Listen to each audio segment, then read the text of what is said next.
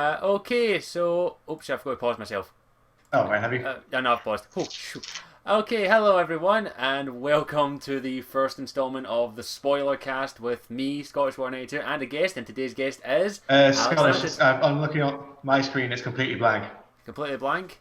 Oh, there we go. There we go. No, Oh yeah, sorry, right, it's right. fixed. Okay, well, some minor technical faults there, but Yeah. if you're watching on a live stream, hopefully you're enjoying this, and if you're watching it on YouTube, you're enjoying it, hopefully. But yeah, so oops, six. Sorry, something popped up there. But yeah, Oh, so we're gonna be a wee bit of a spoiler cast today because it's something me and Alex wanted to talk about, and I had originally we kind of planned on doing this for a while, but just things kind of got in the way. yeah. We all have things we need to do. I mean, we've got lives, goddammit.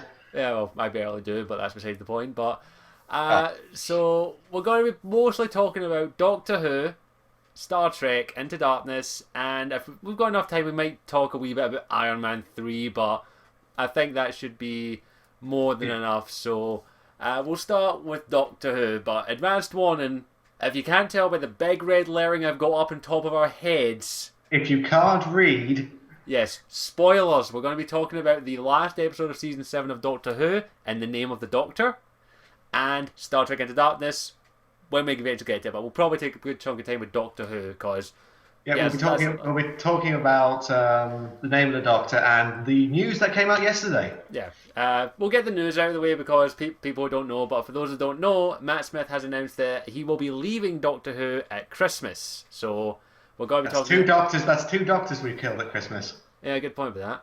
But we're going to talk about who we think, how we feel about it, and also who do we think might make a good Doctor after him. But we'll stick to In the Name of the Doctor first, or Yes. as everyone is starting to call it, including me now, the 50th anniversary, part one. It is. It bloody well is because, and it's a damn good part one as well. It's one. Yeah, It's no. Yeah, it actually may be my favorite of series 7 so far but series 7 hasn't really been a brilliant season. I don't yeah. think. It's been for me personally. It's been hit or miss. Like there's been some really Yeah. good episodes, and then there's been some really okay episodes. But Yes. my main problem is I hate it when they split seasons over long periods of time. I really Yes. do. And I also don't like this new one episode for every story thing because some of the stories they did for this season would have been so much better if they were an hour long or two-parters. Yeah, the one for me personally is the Crimson Horror. Horror. That main reason I fucking love that lizard lass. Man and Vastra. I fucking love her. She's awesome. Yeah. Yeah, after those two episodes, especially the Name of the Doctor, the fans have been going to Stephen Moffat. Give them a spin-off. They Yeah, so so deserve we a got spin-off we've as had well. Torchwood, Sarah Jane Adventures. Give Yeah, us fucking what the hell would you call it? I don't know. And it's Lizard. such a and it's yeah, Yeah, and it's such a brilliant idea because also I do have a few problems with Madame Vastra and especially Strax. I have one huge problem with Strax, and that is the Sontarans are no longer threatening, or you can't see them as an enemy anymore. debatable. As is, some people can see, depending if you were to add on spin on into it, you could make them a bit more of a threat. Who knows? They might become a bigger threat in the 50th anniversary, but We've already got the Cybermen, the Daleks, and the Zygons. They've already been announced for yeah, it. we know they're going to try and shoehorn other big names in there. Um, They did with the Five Doctors, if you've watched it. trust me, I am way behind on my classic Who. So am I. I'm not like one of those people saying, "Oh, the classic Who is." Yeah. I've I'll seen be right every now. episode. I've actually got a whole bunch of classic Who staring me in the face, and I've only watched one of them. No, Daleks Invasion of Earth, I think. Oh, have you seen the other ones, the Peter Cushing No, Doctor Who? I literally haven't had no time to watch them because I'm backlogged with stuff. But we're getting off topic. Yeah, sorry. Back to the name of the Doctor. That's Name of the okay. Doctor. Right. Overall, with about the episode in the name of the Doctor, I thought it was a good episode and a nice wee start to the 50th anniversary. Yes. A couple of wee issues here or there, couple of wee Yes. issues, but overall I enjoyed it. Now we aren't going to. This isn't a review. We're going to be talking about what we think it will lead up to, and I think the biggest thing we need to talk about is the one, the only, Mr. John Hurt. Yes. And can I just say, this is actually technically a review of what I'm about to do here because, okay, I know John Hurt is a big star and the BBC is really chuffed that they've got him for the 50th anniversary, but that scene where he turns and it says introducing John Hurt as the Doctor, when it said introducing John Hurt as a Doctor, that spoiled all the atmosphere that scene was going for in Well, my it mind. was in the Doctor's mind, didn't you know? The Doctor's mind has credits.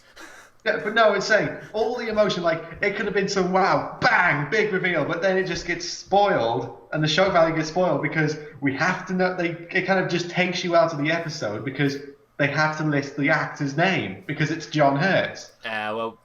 We don't know. Like, as mentioned, it could have been maybe he was a bit of an egocentric prick, and he was like, "My name must be there." Wait a second, but it's John Hurt as well. So it's not like we wouldn't recognize John Hurt And because some people might not, but actually, that was a wee bit of it. But I will admit, like that trust me, I've looked a wee bit about the speculation of what Doctor he is, and there's loads of people saying, and it was actually mentioned in the name of the Doctor that he's the Valyard. You know, it was mentioned in the classic series that the Valyard is in between the Doctor's 12th and 13th regeneration, where the Doctor just goes insane, like. well, And like that's actually it was brought up in the classic series and it was brought up in the name of the Doctor and I doubt that's what he is going to be. the one of the big ones that I've been hearing about is that he's basically the regeneration between the ninth and the 10th Doctor. Actually, do you know what I'm actually thinking? I think he's the I think he's actually he's he's actually the eighth Doctor, Paul McGann, but you know. The one that's been one, but that's the one that had the one after the Time War. Well, you know, maybe he died during the Time War and regenerated into that one, maybe. Yeah, that could be a possibility. I'm not big up my Doctor Who lore. I love the series, but I do. But if that is actually true, that means that the Doctor that when Matt Smith regenerates, that's his last regeneration. Could be. It's really tricky. As is, there's a lot of speculation. As is, it's tricky. As is, the Doctor only has like maybe 2 or 1 more regeneration left, and then he's dead. Yes, unless he does a master in one of the old series where he actually he goes ghost form and actually steals someone else's body and then gets his regeneration count back to 0. You never know. The Doctor might do that. He might just be like, fuck it, take someone. Again, that was the second last story in Tom Baker's era. Yeah. Oh, I haven't had the chance to watch it. Exactly. I don't say I'm much of a classic Who fan, but I do know a lot about it. Yeah. It's sad, I know, but come on. But speaking about the 50th, I said we've all basically said that this is the 50th basically part 1. I've got a little bit of anticipation for the 50th because it is going to be a big event. And oh god, yeah. I can tell you right now, I think some people have said that it's going to be shown in theaters. It is. No, that was announced. It's going to be a 3D showing in theaters. Oh, it's being shot in 3D. They have to show. Oh god, fuck you, 3D. No, but I will admit I am tempted to go and see it in cinemas because it could be a real experience. Oh yeah, and it is. It's not just going to be like a 2-part episode. It's a movie. They've said we are making a movie. Well, that could work. Yeah. But as is, really looking forward to the 50th. As is, not much else we can say about the name of the Doctor. And besides, it was a good episode, a nice wee build up to the part 1 of there. I've got a few.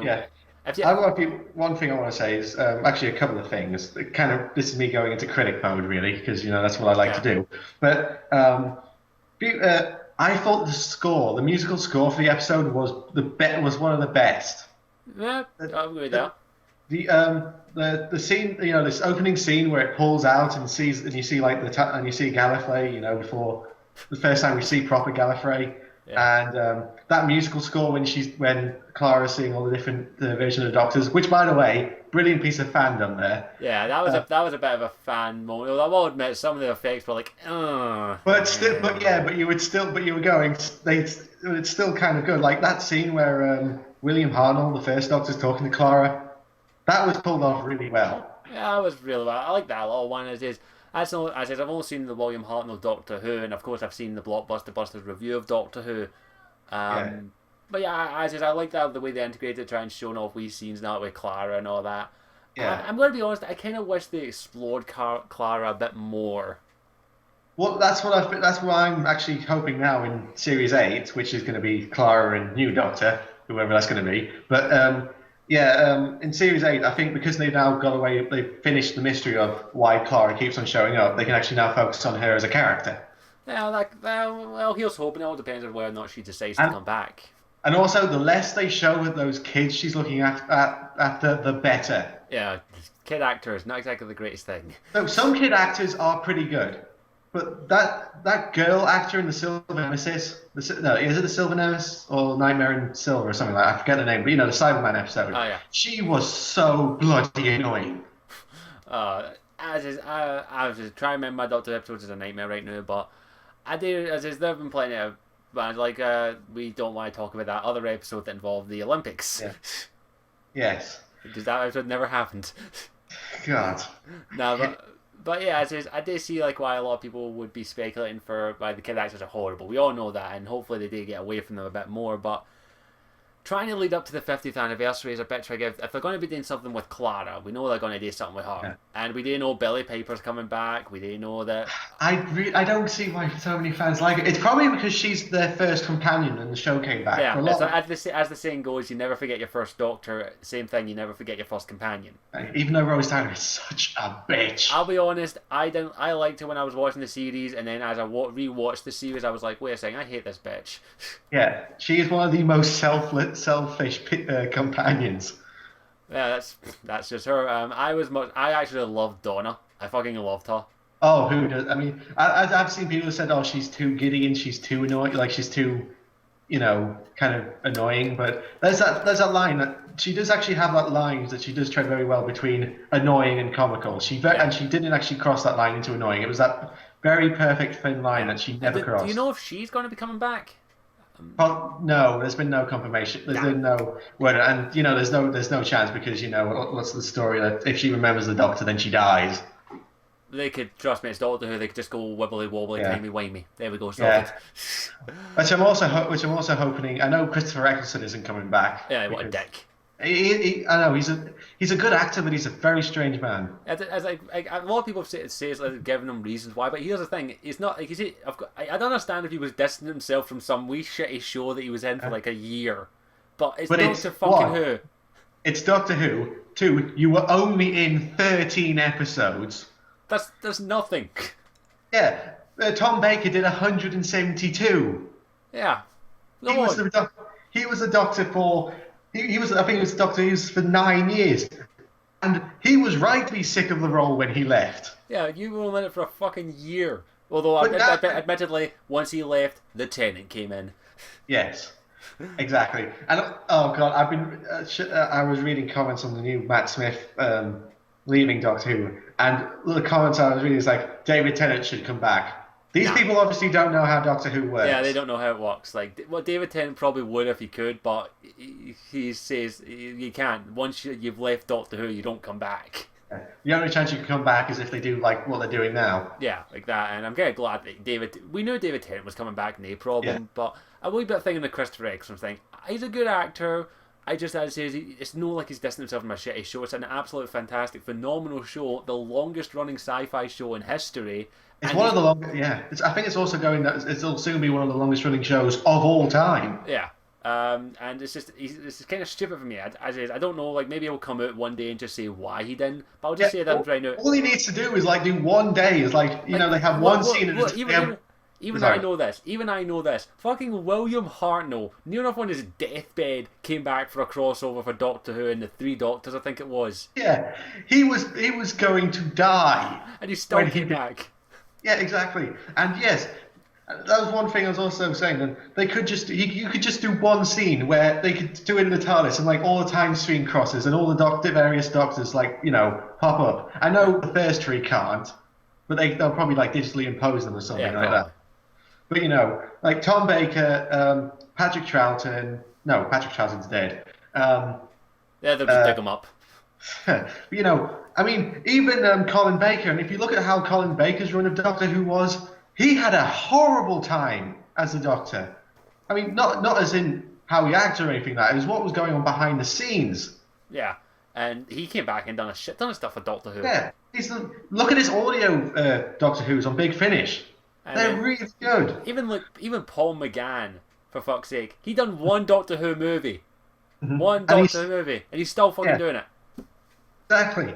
It's like you can, and also like if Chris like Adali's watching, but we're not dissing on Chris Eccleston. We think you're a fantastic actor. We all do, but Doctor Who is going to be something you're always going to be remembered by. Yeah, No like matter he's what you do, you will always be remembered as an actor who played the Doctor. yeah, that's what he's got to remember. David Like, Tennant knows that. yeah, He so knows that. he knows that and embraces it because he's a fan. That's the thing. He's a Yeah. fan of Doctor Who, which shines. Hmm. But it's what it says.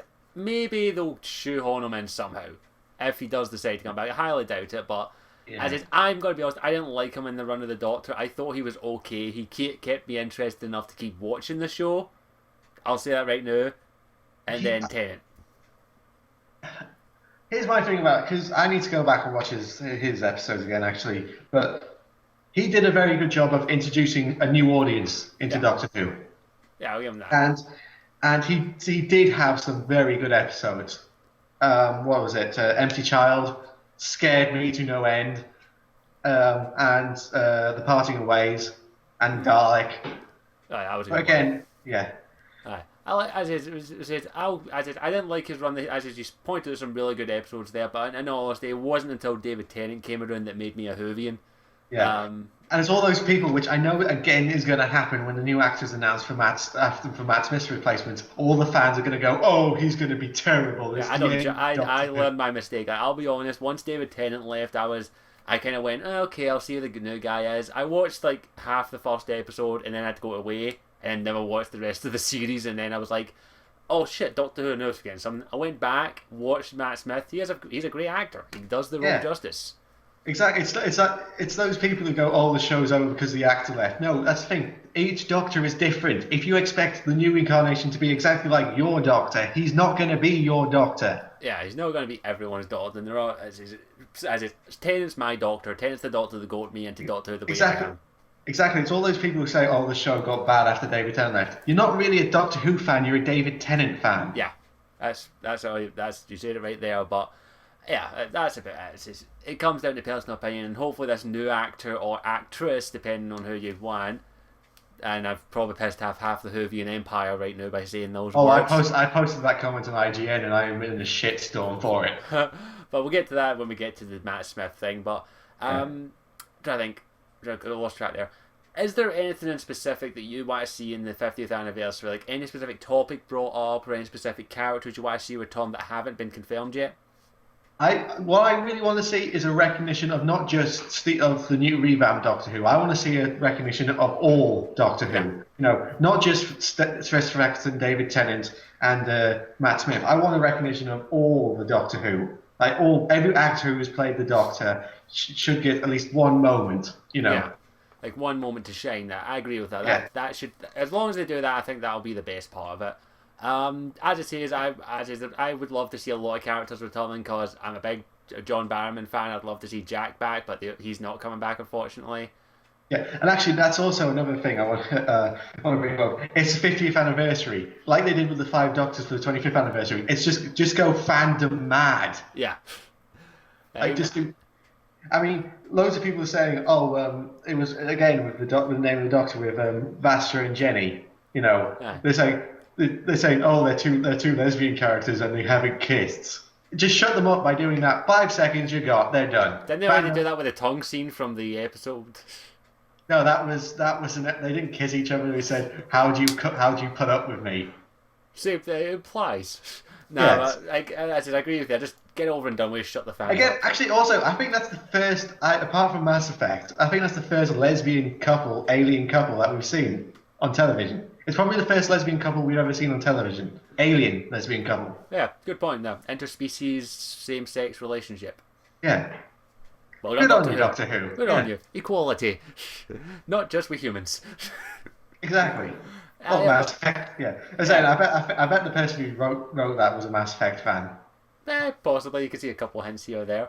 But yeah, as is a couple characters. As Madame Vestra, I want to see her in it, and she's probably going to be in it. She's probably is. Well, actually, I don't know. That's the thing. I kind of worry about the things like these characters are popular with the fans, but then could it be the case of overexposure to these characters? You know, they keep on showing them, and then we just get sick of them. Yeah, but I couldn't give it a sick of them. I'm sorry, I love them too much. But Yeah. as is, even if it's just a little scene around, that's fine. Like, Mhm. like they did with the Stolen Earth episode with David Tennant, like when the Daleks were stealing all the planets.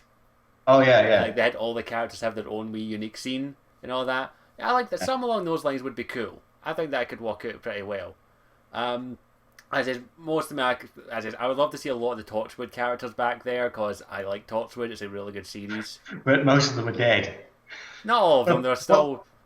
They're still. and don't say the American one because the American one didn't count. I'm sorry, that American series was god awful. What the Miracle Day? Yeah, I liked it.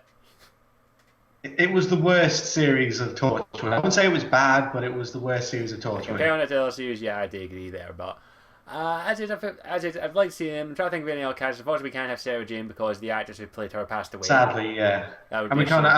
and we can't have Brigadier. Yeah. Well, we go with his daughter at least. Yeah.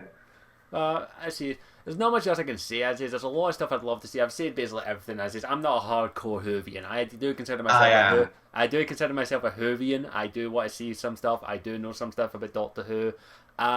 If you've as is, mostly my knowledge comes from the Blockbuster Busters review of Doctor Who, which I would highly recommend if you've not seen it, go check it out. Because he covers everything. He covers every single Doctor, which is fantastic.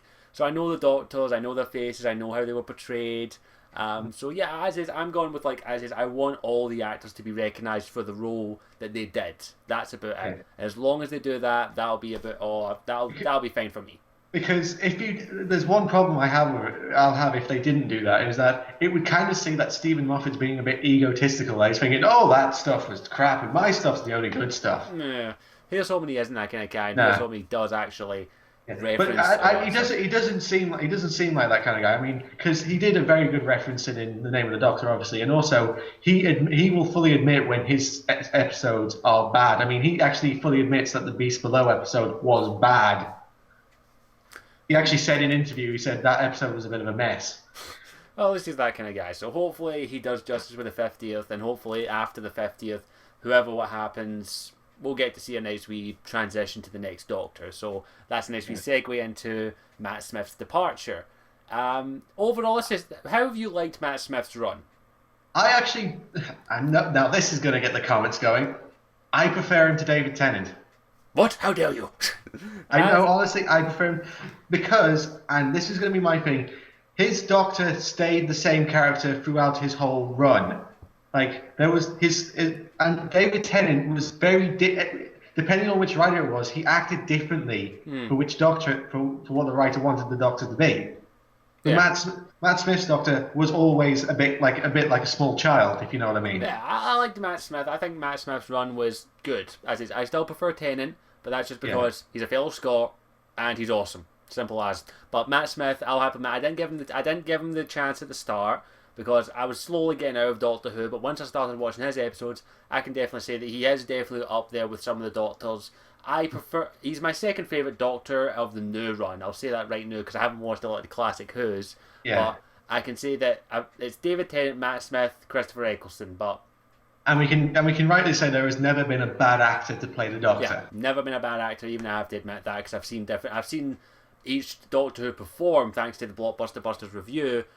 So I know what they did. I know that they've done a good job. I know that for a fact. So not a bad actor, and here's hoping that the next one moves into that. So David Tennant's run was my run. Matt Smith, fantastic actor, done a really, really good job. I love. And actually, I'm actually not surprised at going because I think he was starting to kind of overstay as well from a bit. Not saying that he was getting bad or anything, but it was kind of the point where you kind of not sick of seeing him, but it's hard to explain. But it's that kind of personality only lasts so long.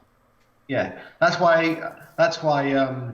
Although Tom Baker was the longest running Doctor, the audience figures were starting to drop because they were getting kind of tired of Tom Baker being the Doctor. So at least they're getting out there. So I think that's Matt Smith's done 2 or 3 years. I think as the Doctor. Yes, he has, and it's said then that David Tennant was 5 years as the Doctor, but then we have to remember there was 1 year where Doctor Who was basically just 4 episodes. Yeah, but you can still classify that. But Yeah. as it is, David Tennant, Matt Smith. He's done his time now. He's done a really good job, Yes. and you can't blame the guy if he says, "Right, I'm kind of done with this role. I want to move on." Yeah, and it's not like he's leaving the role. Yeah, I'm pretty sure. if they come with up. with a grudge or anything. It's not like he didn't like because he fully admits Doctor Who has made his career. Yeah, like he'll definitely get a couple of good roles after this, hopefully, and Yeah. And hopefully we'll actually, see that's him also again. the thing. That's also the thing. That's one of the reasons why he said he was leaving because so he can actually. He's been getting quite a lot of film offers now, and Yeah. he can't do Doctor Who and that at the same time. Well, here's hoping he does it. Here's hoping he gets all the success because I Yeah. think the guy who's wrote Doctor Who done Sherlock, and look at Benjamin Cumberbatch. Yes. So Exactly. And here's again, all those people who say Benedict Cumberbatch is going to be the next Doctor. I'm sorry to say, but he's not. no, we'll get to him in a minute. He's not going to be the next Doctor. I can happily say that. But Not that he's a bad actor or we don't like him or anything, but he's too busy. yeah, too busy. No way he'd be able to do a Doctor Who role. But that gets in a nice segue for this. Like, since Matt Smith is leaving at Christmas, and hopefully he gets a bit of a better send off than David Tennant, even I have to admit, David Tennant's send off was. You were going by the 10-minute mark. You're like, oh my god, just Yeah, regenerate. yeah, go away, hurry up, show me the new face of the Doctor. So, and I'm gonna be honest, that did kind of tarnish my impression of Matt Smith because, like, at least Eccleston went out with a smile. Not really, because I don't want to go. Kind of like was a kind of a slap. I kind of see a slap to the face of the new guy because I was going to that made. I bet that kind of made the David Tennant fangirl saying, "Oh, he was forced out of the job, not Yeah, to." just the way the Doctor went. Unfortunately, as is, even I'll admit David Tennant's goodbye was a bit, oh fuck. And as is Matt Smith, hopefully he gets a bit of a better one. I'm hoping he Yeah, does. and hopefully the BBC don't milk it. Yeah, hopefully they'll make it last. Like, literally just, if you have to just shoot him with a shotgun, he gets shot and then, oh no, I need to regenerate. Regenerate, done. There you go, new Doctor. Well, actually, a Wait a doctor minute. was. Wait a It was minute. This Doctor has boobs. Wait. again. That's actually something we should talk. I don't mind if the next Doctor's a female. I I wouldn't really mind don't either. mind. Like, so we'll go to that. We'll move into that firstly. So, next Doctor. Male or female, as it is massive. More than likely it's going to be a male. But Yes. you're quite adamant and says that it could, if they're done right, be a female. Explain. It can't be. I don't think they can't get. No, this isn't a bad saying. It can't be like a really pretty face, if you know what I mean. It can't be like a girl, a female actor that's just all looks. Because yes, some very good-looking actresses can be great actresses, but it would kind of feel a bit like they're being a bit kind of sexist. I'm not saying they're being full-out sexist, Yeah. but you know what I mean. Yeah. No, I'm not saying she should be ugly, but I'm not saying she should be like Megan Fox or something like that. Oh, Yeah, I'm sorry. If they announced Megan Fox as the Doctor, I'd be like, and that is the end of the show. that is the end of the show done. I'm not even seeing Yeah. the new Teenage Mutant Ninja Turtles movie because of her. Yeah, you're boycotting it, are you? I'm blacklisting it, but let's get away from Megan Fox. No, But yeah. is there any But female? I've said it on Twitter. Olivia Goldman, and if she's a very why she is because she does a lot of comical acting and serious dramatic acting at the same I time. remember her from Hot Fuzz. Yeah, she did Hot Fuzz, she did 2012, and she's also done a lot of. She's a really good actress as well. And what I mean by how she can do comical and dramatical, that's the Doctor. That's how the Doctor should act. He's supposed to, he's not serious all the time. In fact, that's the reason why he travels through time and space for the fun of it, not to stop bad guys and save the world. That just happens. Yeah. Yeah, so I'm not opposed to the idea. As it is, I'd have to see the actress and Dane the Doctor. So if there was a female Doctor, it would be a nice wee twist, and it would be a nice wee thing that changed things up a little bit. But as it is, it all depends on as is. If that was the handbag guarantee, the fan backlash would be extreme. Oh yeah, I mean, a bit like Daniel Craig when he was announced as the new Bond. Yeah, as in all honesty, I still don't like him as Bond. Yeah, we're saying, and for all those people saying, "Oh, regeneration doesn't work like that way," watch the episode "The Doctor's Wife." It is explained that it does happen that way. It's explained, done. There you go. Lore, there you go. You can't shut up now. Shut up now. Yeah. As is, I think it could work if it was done right, but it has to be the right actress. It can't, it has to be the right kind of mix of drama and comical. But that's really tricky to pull off. Not a lot of actresses can do that. Exactly. And not a lot of actors can do that either. So, so And also, as well, shall we move on to who we think should be a good actor for the Doctor? it's really tricky for me because I'm horrible with actors' names, and really, I'm not too fussed who the next Doctor is, as long as it's someone who does the role justice, but in their own way at the same time. And it's really tricky. It is really, really tricky to think. As is, I was having a wee think about it earlier on, and in all honesty, I can't think of anyone because I'm that bad. No, you can think of their faces, you can't think of their names. Yeah, I can. I can. There's like, I'm gonna be honest. Like, you tweeted this a while ago. Mark Meer as Doctor Who. That would be fucking amazing. Oh yeah, I did that actually as a joke because he did it. He played the Doctor like in a it was kind of a YouTube sketch. He played the Yeah, Doctor, and it was David Tennant Doctor if you saw his outfit. I've seen it. And And yeah, and as I say, but that's actually kind of one of the rules I think for choosing an actor. He has to be British. He or she has to be a British actor. yeah. Depending as is, it could be like, hey. I'm pretty sure Gallifrey had a Canada at one point. Oh no, no! All the Doctors so far have all been British. Yeah. Like they've all come from Britain. Yeah, I'm trying to think of good British actors. As I say, it's real tricky because I'm horrible with names and. But it's actually most likely going to be an unknown, no one we've heard Yeah, of. it'll probably be an unknown more than like as you say, because that's what they did basically do. Everyone didn't know who Yeah. David Tennant was beforehand. Yeah, Well, Christopher Eccleston wasn't like a huge household name before that. yeah. All the actors basically. I mean, Tom Baker I read this when Tom Baker accepted the role as a Doctor, he was working on a construction site.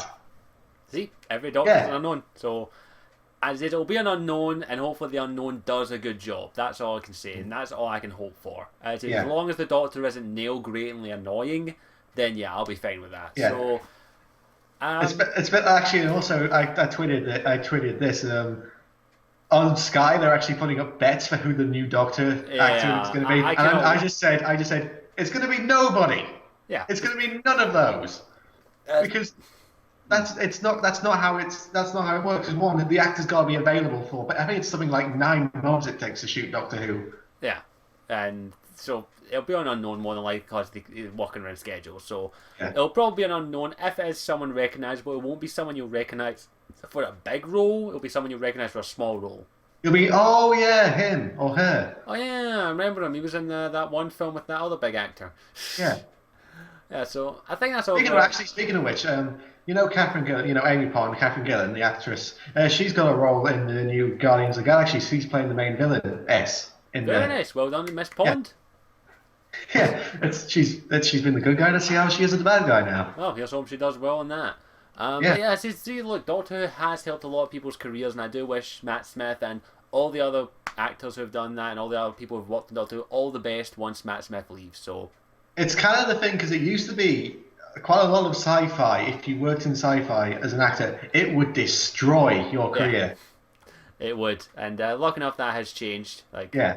a lot of sci-fi actors nowadays day go in there like Cumberbatch is the best example. Like he's went into sci-fi and his career's only got better. So that's the next wee segue. I think we're done with Doctor Who, but is there any last wee things you want to say about Doctor Who before we move on to Into Darkness? Not really, because then I'd just be going into full nerd mode. Okay, fair enough. So we will move on to Star Trek Into Darkness. So advanced warning again, if you have not yet seen this, please. Spoilers! You just spoiled it for people. But yeah, so spoilers again for Into Darkness. I don't know how long we'll spend on this, but we've got to talk about the thing. So go away if you want spoilers for Into Darkness. Shall we count down? Let's count down. Okay, And then just spoil. Okay, 5, 4, 3, 2, 1. Khan. Khan! Yeah, like there's the big spoiler for everyone if you couldn't guess. It's Khan. Benjamin Cumberbatch is Khan. Or Yeah. Khan! We're going to have to talk about that scene as well. Yeah, but I've done my review of Into Darkness. I know that this film has been getting bashed on both sides. Like some people love it and some people hate it. I liked it. I enjoyed It's it. it's a good action film. Yeah. It's not so. It is more of I think it's more of a Star Trek film than the first one. I like the first one. I think this one is a better film in general. Yeah, it's definitely because also there are huge problems with it. It is one of those films where, like, I think I don't know if you watched this. He's called Mr. TARDIS, and he does a lot of Doctor Who reviews, but he also does a lot of film reviews. And he said it's one of those films where it's good when you come out of it, but once you start thinking about it, you start coming up with a lot of problems. Yeah, I tried not to think about it too much because I enjoyed the film. But as long as I enjoyed it and I think I got my money's worth, I don't give two shits if there's problems with the films. That's just my kind of mentality. Although I will judge a film if it's like, trust me, if I hate a film, I will rip it to pieces. Yeah. Trust me. All right, if you're watching it and you're seeing the problems. Yeah, if you're watching and you're going, wait a Hang minute, on a minute. like Yeah. me during the last Airbender. Oh god. Just if Well, you could, actually, that's I say it right now, if you could have seen me when I was sitting in that cinema, you would have been laughing your ass off. I was about ready to jump you through were the just screen. you were just a ball of rage. Yeah, I was ready to jump through the screen and rip that kid actor's heat off. Oh God, that was horrible casting. And actually, before you say M Night Shyamalan is good at casting, he's not. All No, he's not. right. Yeah, no. But yeah, so and back to Into Darkness, but I see Yeah. why a lot of people are pissed off at it. I really do. I do get it. But look, my thing is all those people saying, "Oh, that's not Khan. That from like from Wrath of Khan in the series." Yeah. But remember, this is an alternate timeline. Yeah, and as is, And I'll be honest. I've yet to see yet to see Wrath of Khan. Like I've not seen every Star Trek no, film. you haven't seen Wrath of I Khan. haven't seen any of the original cast. Oh my God. Yeah, I got to get hate for this. Like as I says before April, before my 700 subscriber celebration, I says I've never seen any of the original cast Doctor Who. I've never Star Trek. I've never seen the original cast Star Trek movies. Not even any of them. They're on film for all the time. I've never seen them. I never have seen them. I know of them, and I know what ones are considered good and what ones are bad, but I've never seen them. It's just they've never been films that I think I've needed to watch, but admittedly, I should watch them. I will watch them eventually. I bet it's a very easy box set to find. You'd be surprised. I actually have been down to town several times. Like, I'll have a look, see if I find a box set of the movies. I have never found a box set of the movies. Wow, it's a shame. Well, it's probably because three of them are absolute crap. Yeah, probably. Actually, no, only two of them are absolute. I know of the infamous Khan scene. I know that Khan is this amazing character. I know this. He is. He's probably the best villain Star Trek I've had. And for all you people saying bashing the character of Khan, but they're actually bashing the character, not the performance, because Benedict Cumberbatch was amazing. Yeah, he was fantastic. He stole every single scene Yeah. he was in. Absolutely. I said it when I finished watching Sherlock. I was like, when he was announced as like a character in Star Trek, I was like, he's just going to steal every scene. Yeah, I mean, it was just so good. I mean, there is one thing which I do agree with is it seems to steal the story does seem to steal a lot from the Avengers. Yeah.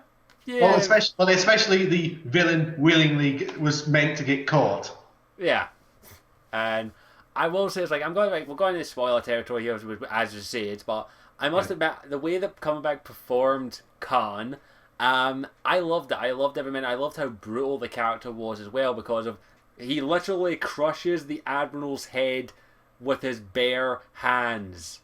He does, and he breaks. He doesn't. He just breaks a woman's. What's her name? I forget. Insert fan service woman 1.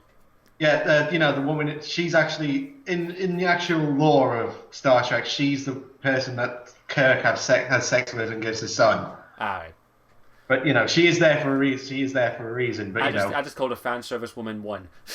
that scene of her, that scene of her just in the bikini is like saying, "Oh, we just put it in there for the guys." This whole film is for guys. Why did you put that in? Dr. Caroline the chat's telling us it's Dr. Carol Marcus. Yeah, the only problem I've got with her character is you could literally take her out of the movie and nothing would change. Actually, no. That scene where she's taking apart the torpedo. No, literally, you could just get someone else to die. Nothing. Probably. Literally nothing. I was literally like, right, is she going to die or... And I'll be honest, I was actually cheering when Cumberbatch broke her leg. I was like, yes! Well, I'm saying she didn't do a bad job, the actress. I don't think she did a bad... Although, I'm not sure... I don't know the actress, a lot, and I can't remember her name, but... Is she British or not? Because that's a very strong British accent she was putting on. I don't know. I have no go fucking. Someone in the chat. Not British. I mean English. English, yeah, whatever the fuck. I don't know, but I will say, I just didn't like the fact that the majority of the time she was there was just for fan service. Yeah. It's just that's it. There's also that thing that quite a lot of people are bringing up as well, which I kind of agree with. Was in the original series and the films, it was Kirk, Spock, and McCoy, and there's a new one. It seems to be Kirk, Spock, and I can't say her name. Yes, Ahura. I can't say her name. Yeah, I will say that is a bit, man. Hopefully, I'll actually like Bones. He's fucking awesome. Oh God, yeah. So that guy who is what's his name? Because he was Carl Urban. Carl Urban. Because he's what's his name? Judge Dredd. He's actually my pick to play Superman in Justice League movie. Is he? Yes. Actually, I can see that. But saying he is so he does a spot if he was doing he does a spot on impression of DeForest Kelly as well. Like his voice is so brilliant. But it's saying he's not doing, but also he's not just being trying to be DeForest Kelly. He's being his own. Yeah. He's doing his own. Yeah, he's done an awesome. I love it, and of course Peg, and I'll say this right now, Peg was fantastic. Even I'll admit, we all know that Scotty is the most stereotypical Scottish accent you've ever fucking heard in your life. Like this is a Scottish accent. This is a Scottish accent. Yeah, but he pulled it off. And he's not Scottish, is he? No, he's English. He's English. Yeah. But he does a good It's basically a good Scotty impression, but it's a bit of a believable Scottish one. Like I have heard people who have sounded like that. Trust me. The further up you go, the more Scottish they sound. And also, it depends on there's two different kinds of Scottish, isn't there? There's like the fast talking Scottish, like you are. There's the very kind of like wheezy Scottish. There's also the Scottish that sound like they're singing when they're talking. I'm not kidding. Like literally, I want to. You gotta show me one of those guys when they go down in September. I'll see if I can. But as I said, you have to go up pretty damn high to get there. But yeah, as I said, Simon Pegg got his time machine. The only character that didn't really get his time machine was Chekhov. Yes, I thought that too. He did get one scene, but he. Although I did like that scene where he catches Kirk and Scotty, and somehow, being the fittest person in the film, managed to pull them both up. It's not vodka. It's like, did the gravity change or something? Because suddenly that's it. The gravity changed. Yeah. Because suddenly he is strongest there is. Yeah, you have to laugh at that. But I just think Chekhov was all right in the first film. He got his moment to shine. But I will say this one moment, like even though Sulu didn't get a lot of moments to shine in this film, that one moment when he was in that fucking chair. Oh yeah, that was badass. That was fucking badass as hell. And I know honestly, the only other film I know that actor from is Harold and Kumar. Oh yeah, that's him, is it? Yeah. I knew I recognised that face, but yeah, that's my thing. Was none of the actors felt wasted. Yeah. Saying some of the characters could have used more scenes, but none of the actors felt wasted. I do have one thing that I think was a bit of like they could have done more with, but it was just something they kind of wasted, and it is the Klingons. Yes, but that's also a problem I also have is the entire time that Khan is on that ship, they are still in Klingon space, and not one bird of prey sees them. If you know the Klingons, you fucking kill even one of them, they come after your ass. Yeah. Like, and Khan, he annihilated a whole squadron. Yeah, Cumberbatch, bitch. Yeah. And I love that. And there's a lot of people complaining about the new look to the Klingons. Like they don't look that different, apart from not having really long hair. And we only seen one, remember? Yeah, we also saw one with a mask off. Like I just say, not every Klingon looks the same. But I like the look of them. As is, I still prefer the original look, but as is, this is an alternative timeline. So, but also it's probably also this thing that people are like this because they're so ingrained with the original look, with the original Klingon. Well, not the original Klingons because they just look like humans, but you know what I mean, like the movie Klingons. Yeah, movie ones, yeah. And Enterprise and Voyager and that sort of thing. Yeah. I like the look of them. I thought they were good, and hopefully they did get explored a little bit more in the third one because we know there's going to be a third Star Trek. Oh god, yeah, that's going to be. I don't know if J.J. Abrams is going to do it though because he's going to be busy with Star Wars. He'll shoehorn Star Wars and Star Trek, and it's like Star Wars and Star Trek crossover. Make it happen, JJ. There was a Doctor Who and Star Trek crossover in comic form. Yeah, so Star Wars and Star Trek, and it's the same director. There you go. It was Captain Kirk and Matt 11 and the 11th Doctor versus the Cybermen and the Borg. That would be that does sound awesome. Yeah. Was it no Picard? Yeah, that's what I meant, Picard. Picard, right. But yeah, as is like, so I like the Klingons. Really, as I say, the Star Trek Into Darkness overall, as I say, I've done it in my review. But what Into Darkness did they go into? Was it Klingon homeworlds going into darkness? What was into the darkness of space? Yeah, I just knocked my camera. So if it's going, yeah, that's fine now. But really, I gotta say one thing. I think that the massive ship. What the hell was the evil Enterprise called? Oh, the Vengeance or something like that. Yeah, the Vengeance.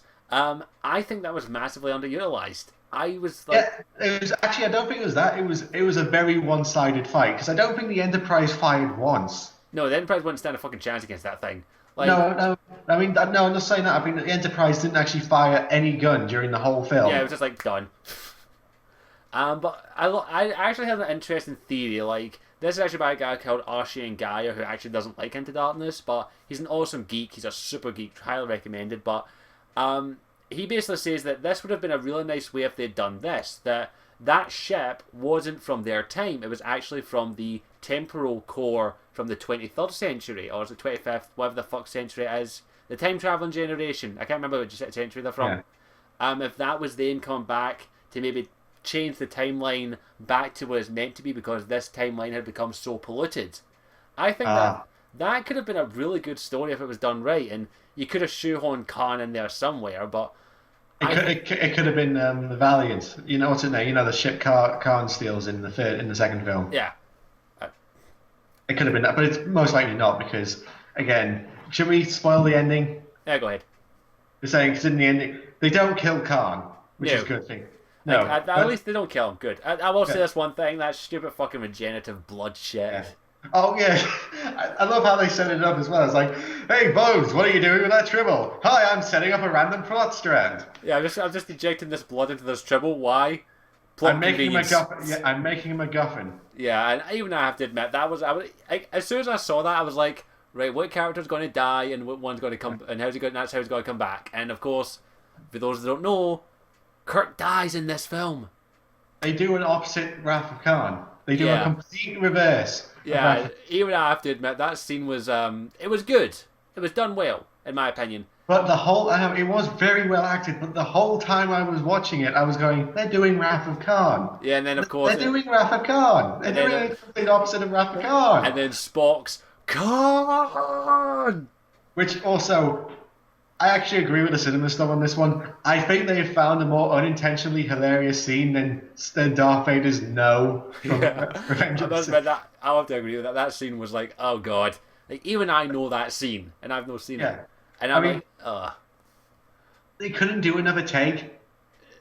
Maybe that was the best take. That was so. I mean, you're not going to be able to outmatch Shatner, but No, no, sorry. Shatner's Khan. You yeah, can't outdo it. No one can. But that is an all wee problem a lot of people have with the film. Is it was basically a big reference thing. That was about it. yeah. And That's and it was done really well. And actually, it was kind of an evolution of Kurt's character, but yeah. they didn't have to do Wrath of Khan. No, they didn't. They could just they could just say that yeah he's dead, and Spock could have just Oh been no, no. The thing is though, they can't kill Kirk. You can't kill Kirk because it would be Star Trek 3: The Search for Kirk. oh yeah, and look how well that would turn out for Spock. Yeah. Although that film is okay. But as it's back to Comic Badge, of course, we do know that he's not dead, and Yeah. neither is his other 72 brothers Crew. and sisters. Crew, His crew, whatever. no, it's his crew. He calls it's basically his crew aren't related to him, but they're his family. It's going that they're all genetic super soldiers, basically. Yeah. Which also was also I think Linkara brings this up in his, which I actually thought would have been a better movie, is when well those actually they weren't torpedoes that they fired, they were actually like drop pods, and they just unleashed Yeah. like 72 of those. Because how much damage does Khan do? Imagine 72 of them. The clowns would be extinct. Yeah. Well, yeah, I'd say that would have been a lot more entertaining, but as I say, if they'd done that, then there'd be a lot of fan rage, I guarantee it. Yeah. But as it does give us, I'm glad they didn't kill off Khan. I really am. No. Because Because then they can actually do Star Trek 3. This is the actual Wrath of Khan. yeah, and this could work out well. Like as I say, maybe something goes wrong in the cryopods, Yeah. and Because all of them they wake said up. it's yeah. Because then it's not. They actually said in the film, didn't they? It's not that the technology's too advanced for us. Is that it's too old. Yeah. So And someone maintaining it could make a crap mistake. You know. and then boom, they're all up, and then it's World War 53. I think in Star Trek terms, isn't it?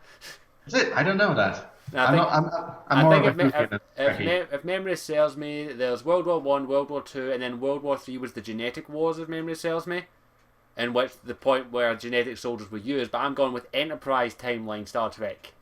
All right. So there, Charles said that the eugenics war is World War Four. My apologies. And yeah, Now, don't you know World War Three is going to be China and North Korea versus the rest of the world? I'm not getting involved in that. Yeah, just go ahead, do that. I'll just sit here and watch on the sidelines. Oh, come on, you Scots love a fight. Hey. As long as they don't come into my land, they're okay. Is there anything else you want to say about Into Darkness? Because I've said about everything I could say. Like, as it is, the wee blood thing was the only thing that kind of bugged the hell out of me. I was like, really? Yeah. Really? You had to do that? I do think the wrap up was a bit rushed. It's like, oh, we captured Khan, and now here's the 5 minute wrap up and credits. And also, by saying, if you haven't seen this, and why are you still watching this if you have? Yeah. But don't sit for the end of the credits. There isn't anything after the credits. It's the first film I've been to for a long time where there was nothing after the credits. Yeah, I just left. Like even like Iron Man 3, I stayed to the end of the credits, but that film I was just like, I enjoyed it. See ya. I only stayed because they at the end of the film they did the whole space, the final frontier. Thing like that, and then they did the classic Star Trek intro music at the end of it, and I like that. That was a nice retouch. I do kind of like how the ending of Star Trek of the film is them going off on basically the start of the original series. And as is, that could lead up to a possible third, fourth, whatever other film they want to deal with, and this does open up a lot of opportunities. Like as it is, like anything you'd want to see in a Star Trek sequel, like whatever the fuck he decides to call it, Star Trek. Here's one thing actually I like, and before all these people like all the fat commenters jump on me, I would actually quite like to see the Borg, but again, I know it's Enterprise timeline, which is something like I think it's 300 years in the future. But remember, alternative timeline. Well, the Borg did actually make an appearance in Star Trek Enterprise because it was the Borg from the Star Trek First Contact movie that were left behind in the North Pole. Right. So they shoehorned them into there, which was an okay episode. I'm not gonna lie. Like a few crew members get assimilated and they save them somehow. Is it kind of that episode of Doctor Who? What's it called? One of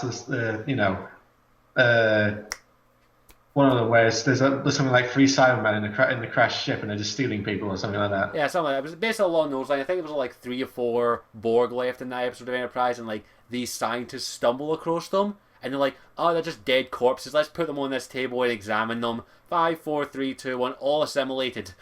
Yeah. So I think scientists. Yeah. So they shoehorned it into Enterprise, and I know Enterprise gets this massive flack for being the worst Star Trek series. It isn't. No. Who says that? I think it's one of the best. A lot of people fucking hate it, trust me. Actually, no, sorry, no, I'm thinking of Next Generation, sorry. No, it's Enterprises. A lot of people hate it, and I like it. Like, I'll happily admit, the first couple of seasons are very iffy, but once it gets to the Xindi arc, it's fantastic in my opinion. Actually, that's something I want to bring up. Do you think it's about time we had a new Star Trek series? Well, with the popularity of Into Darkness, I could see it working. Like, I don't think any of the big movie guys are going to... Oh, no. No way. Like, what I think they could do is maybe they could do... Like, they can't do another Next Generation because no one touches that. This generation isn't over yet. Yeah, so what I think they could do if they were to do a new series was maybe go along the routes of maybe something along the lines of Voyager, maybe. Like... It's not the Enterprise, is it, in Voyager? No, it's called Voyager. Like, Don't use the Enterprise because, like we've had enough Enterprises, for fuck's sake. What was it? So I think it's in the original timeline. Something like there's 6 Enterprises or something. I think so. I'm not too sure. But yeah, if they were to bring back in the series, I think they'd probably have to go around the route of like Star Trek Voyager. Go into the future. Don't say original series. Don't do Next Generation. Go into the future. And just don't do Deep Space Nine. God, don't do Deep Space Nine. Deep Space Nine was good. I liked it. I'm not much of a Trekkie, but I've seen that. I haven't watched every episode of every series, but from what I've seen, I don't like Deep Space Nine. Okay, it's probably because I picked the bad episodes. It gets better, trust me. Someone stars as the Enterprise, the flagship of the Federation. Yeah. Yeah, it is. Yeah, like we all know that. So. As is, with the popularity of the films, I do think there is a series on the way. Just one thing, please, don't let J.J. Abrams do it. Please. Do you think it's going to be like if they do it, it'll be like the Avengers series that they're doing? They could do that. They could do that. Maybe I have. mean, not around that premise, but like in the same universe, just different people. Yeah, possibly. That could work if they'd done it right. But it's a very iffy thing. I just think they should probably just try and leave the films as are and maybe go into the future. That's what I think could work at best because, as it says, like we had the original series, Next Generation, Deep Space Nine, Voyager, Enterprise tried to go back in time and didn't succeed all that well, but they've done a good job. So I think maybe they could probably just go back to the future. That'd probably be the best way.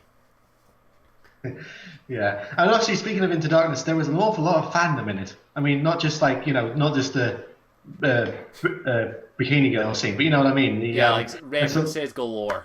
Oh yeah, it's like, I mean, damn it, I'm a doctor, not a torpedo technician. Yeah, there were fucking references galore. Even me, I've never seen the original series. Like, I've never seen it. I've seen bits and pieces of it. But even I was like, yep, that's there's one scene from the original series, there's another. Even if you look in the background, like, some of the backgrounds, there's like little references to here everywhere. Yeah, they're all over the place. Oh yeah, I mean, there was one I did like though, was when McCoy was doing the torpedo thing. He was saying, I did an emergency vivisection on a pregnant Gorn. It was octuplets, and let me tell you, those little bastards can bite. Who wants to see that? Who wants to see a vivisection on a Gorn? I want to see that. That's going to be a DVD. That would be disgusting, gory, and outright awesome at the same time. Yeah. No, just because I want to see what the Bones would do in that scene, how he would act. Because actually, if you watch the original series, there is an episode where he actually does punch a pregnant woman. Not in the gut, not in the stomach or anything, because she's being all giddy and something like that, and he just does it to shut her up. Yeah, that works.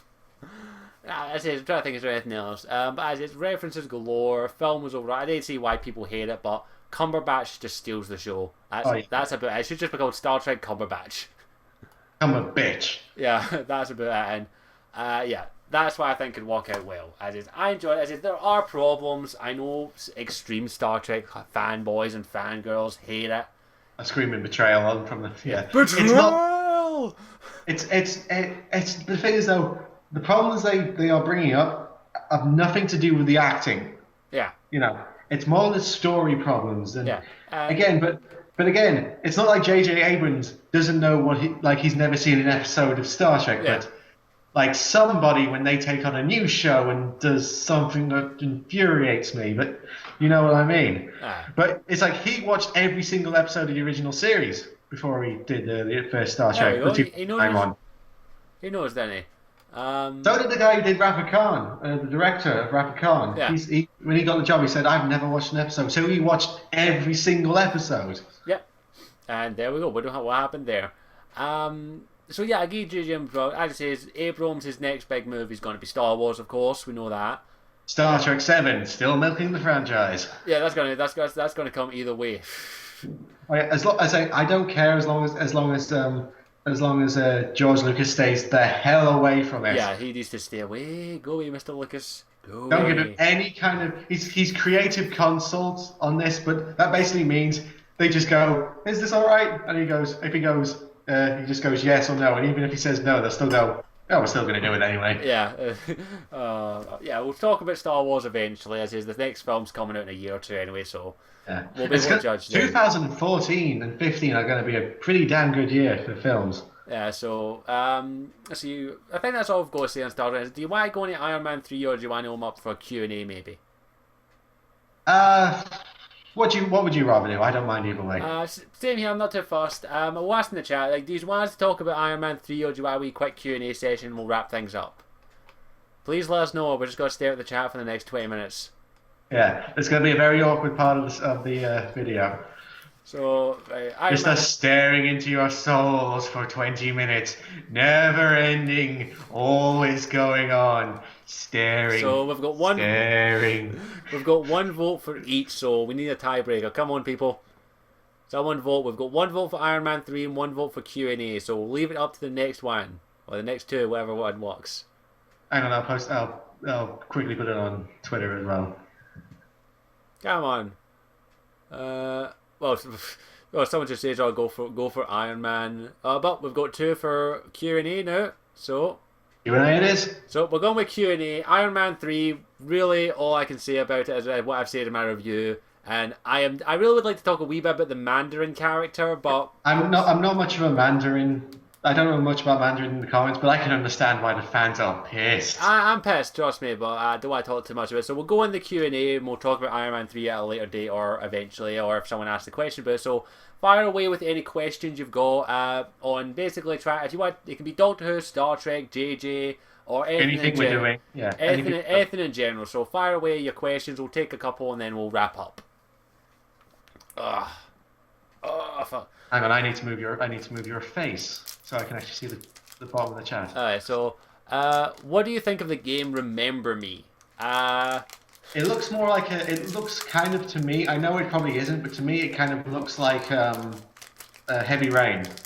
Okay, I've heard about this game for a while, Not in that side of it's like following Heavy Rain, but in the side of it's gonna be like a movie game. Yeah, I see what you mean with that. Well, may as well say right now, I'm not getting Remember Me because Last of Us won the vote that I done, but I think the game looks interesting. I really want to get it, but I left it up to the clan and they voted Last of Us. So, but the game You'll get it eventually. It does look interesting. The main thing I want to think about it is because the backstory behind it is apparently this game was extremely hard to get published because because the lead protagonist was female. That was the only reason it was given. Really? Yeah.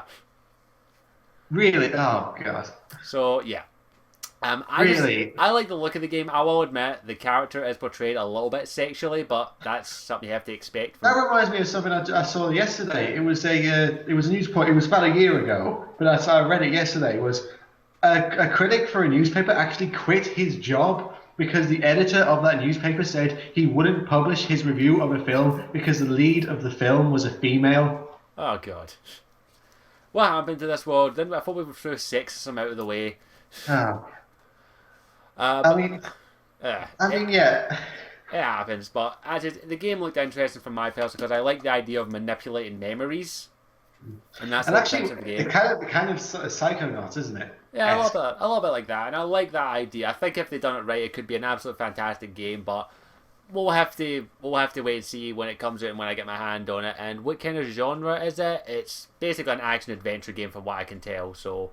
Yeah, and also my biggest question is how the hell it's coming out for Xbox, isn't it? Xbox, PS3, and PC, I think. How the hell is the Xbox going to cope with that level of graphics? Yeah, it'll work. Like seriously, I mean, it took some games on the Xbox. Quite a few games now are 2 discs. I think some of them are 3 or 4. It'll probably be a few discs, unfortunately, but that's just you have to expect, unfortunately. So I think that's all I've got to say on Remember Me. So next question from Equalitize, or however the fuck you pronounce that. Do you think the Mandarin will be a villain in the Avengers movie? No, because he's all over that. He's all over that dock, that oil rig, isn't he? Yeah, like that is a spoiler for Iron Man 3. The Mandarin that's portrayed in the trailer is not the Mandarin. That's not the Mandarin. No, that's not the Mandarin, which, in my opinion, should have been the Mandarin. It was fucking awesome. It was Ben Kingsley, goddammit. It was, Ben Kingsley was awesome. Like, the Mandarin was awesome in that, but yes, yeah, Derek. Thanks, my name. Yeah, thanks. Whatever. But I hated the way that it was the twist on Iron Man 3. Absolutely hated it. But that was worthy of Shyamalan, for God's sake. Yeah, I was like, what? And he's an actor in the film. That's it. He's an actor playing the Mandarin. I can kind of understand the guy Ritchie. What's his name? The actual Mandarin's reasoning, because he said, after the Avengers, there's basically been there's been a god coming down from the earth and there's been aliens. Yeah. You can't be subtle anymore. Yeah, I can understand that. Again, like, as Ben Kingsley, I liked his performance. I thought he'd done a good job, but he's not the Mandarin. He's not. No. Like, he won't. He's splattered all over the place thanks to paper pots. No, that's not. No, Ben Kingsley's the guy playing the actor. Oh yeah, the actor. So the other guy, the guy I think it's Guy Pearce. I can't remember. Guy Pearce, whatever the fuck his name is, who calls himself the Mandarin.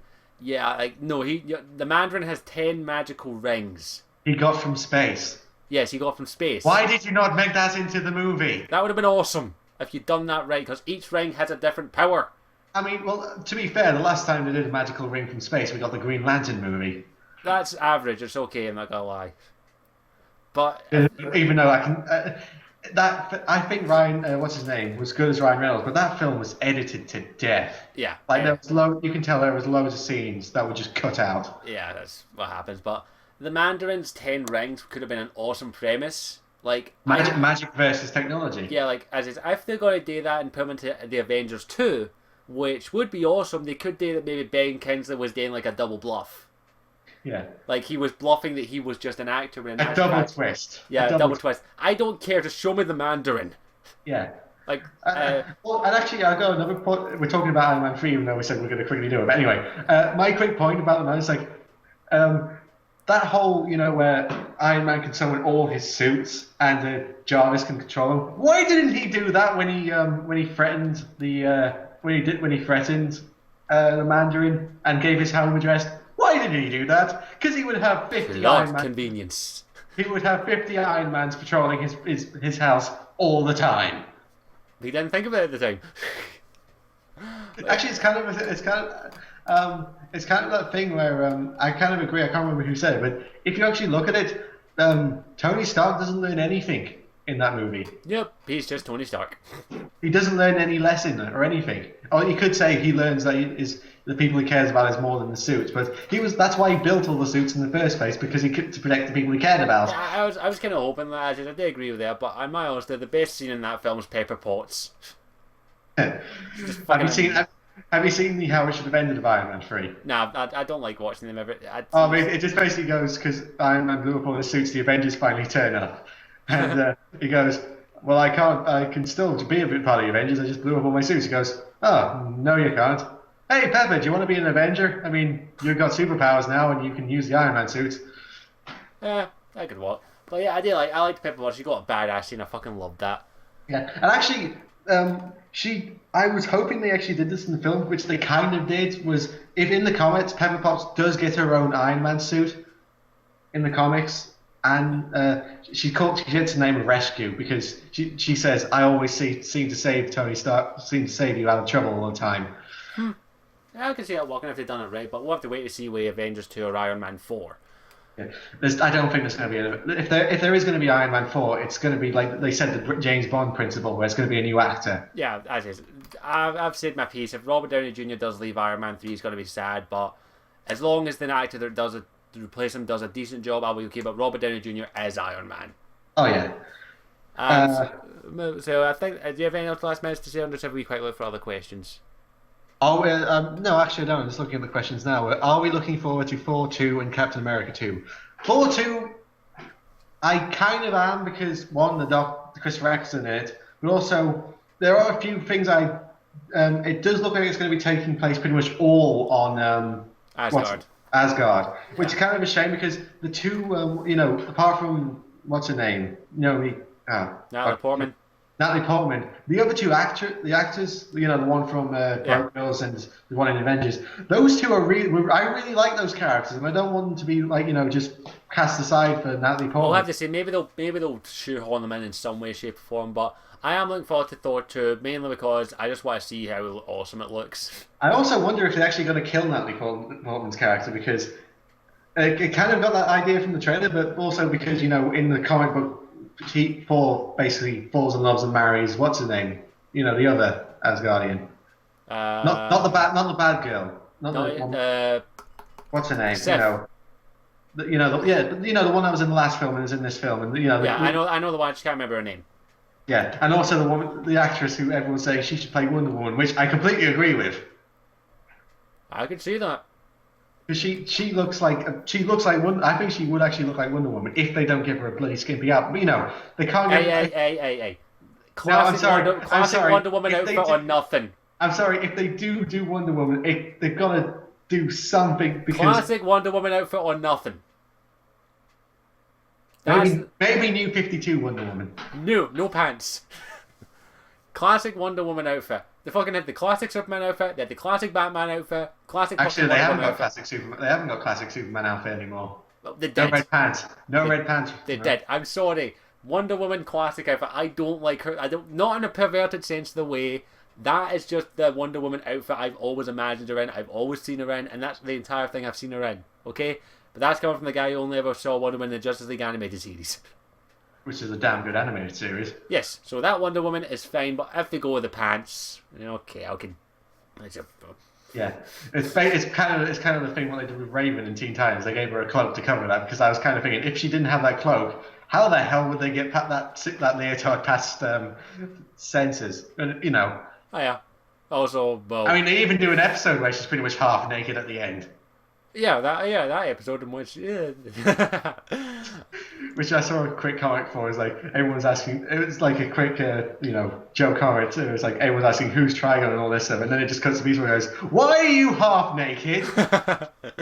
I will bet that scene was pretty. What the fuck? I love that scene. I love that. I love Teen Titans. That's awesome. Yeah, not the new. We aren't talking about it. Still infuriates me. Well, what would the subject is? Do we have any more questions? Okay, I'll put this out now. The show isn't as bad as I was expecting it to be, but I still don't like it. Yeah, that's about it. What do you guys think of Shadows of the Eternals? Never heard of it. Me neither. I think that's actually... Is that the sequel to Shadow of the Colossus? Because I've never played that. If it is a sequel to Shadow of the Colossus, I'm fully down for it. Yeah, I've never played Shadow of the Colossus. So... Eternal Darkness. Oh, Eternal Darkness. I want to play that. It's considered to be the greatest horror game on the GameCube. Yeah. Oh, isn't that the one where it basically fucks you up and it actually like you turn it on and it'll say that your GameCube is broken. Aye, it's that one. It actually mind fucks you. It's that kind of. It's considered a classic, and that everyone has to play it. Yeah, that's what we should do, because I mean that's what we need in horror games, because it's all jump scares now in horror. I mean, Slender is scary, but it's all jump scares. The only problem is trying to get a hold of a copy of that is an absolute nightmare. Like, I've been trying for the past half a year right now to get a hold of a copy of it. It's not cheap anymore. Like, because of its popularity and its rarity, it goes up towards the 40 to 50 quid. I've even seen an AB auction someone paying £200 for it. Is it like Psychonauts? Because that's actually quite expensive as now. Well, Psychonauts is on PC. Luckily enough, you get that cheap. You get on GOG for like a tenner. Right. But yeah, so I think the hard copy version of it is quite expensive. Yeah, I'm not surprised because, let's face it, these cult classic games are hard to get a hold of. Oh yeah. I don't actually think I have any cult classic yet. No, actually I don't. I mean, I've got a load of old PS2 games, but... Let's see, what have I got? I've got a couple of... Well, I've got a few... I've got Final Fantasy 7, Kingdom Hearts 1 and 2. I've got Duke Nukem 3D. You know, that reminds me, there's such a dilemma which is driving me mad.